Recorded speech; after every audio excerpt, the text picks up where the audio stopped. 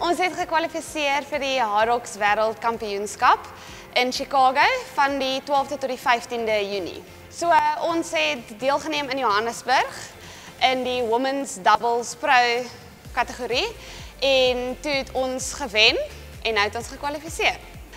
Dit is baie harde werk, baie hardloop, maar dit is lekker.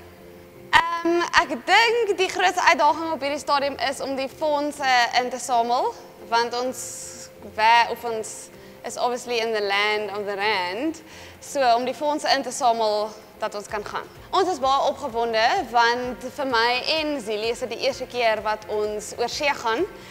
So dit is 'n groot prestasie vir ons om te kwalifiseer vir die Harrocks, maar ook ek dink ons is baie opgewonde want ons kan vir die eerste keer saam oor see gaan.